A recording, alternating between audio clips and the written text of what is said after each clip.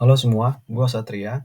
Di video kali ini gua akan share ke teman-teman semua bagaimana cara mengubah huruf besar dan huruf kecil di Excel. Oke, langsung saja.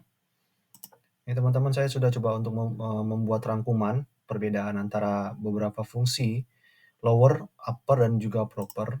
Nah, fungsi lower ini fungsinya adalah mengubah teks menjadi huruf kecil. Jadi apapun jenis teksnya, mau dia huruf besar, huruf kecil, semuanya nanti akan berubah menjadi huruf kecil. Ini saya sudah coba buatkan contoh teks awalnya.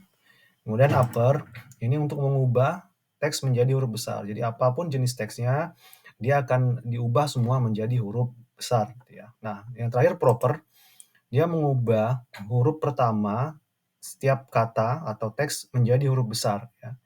Oke, langsung saja kita coba ya.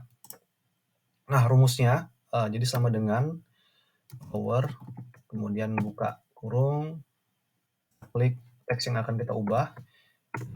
Ya teman-teman ya, jadi teks awalnya dia ada huruf besar, huruf kecil, semuanya menjadi huruf kecil.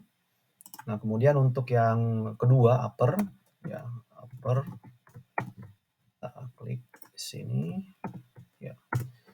Nih, jadi huruf besar semua ya teman-teman ya, apapun ya jenis huruf teks awalnya dia menjadi huruf besar semua. Kemudian yang terakhir ini proper, sama dengan proper.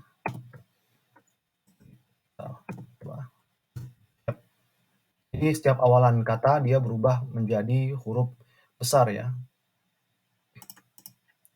Oke teman-teman, sekian dulu video kali ini. Untuk file belajarnya bisa langsung di-download di kolom deskripsi. Jika teman-teman suka dengan video ini, jangan lupa like and share. Kalau ada komen, silahkan ketik di kolom komennya kalau misalnya ada teman-teman request untuk topik-topik selanjutnya. Dan jangan lupa subscribe untuk tetap update di video-video saya selanjutnya. Sekian dan terima kasih.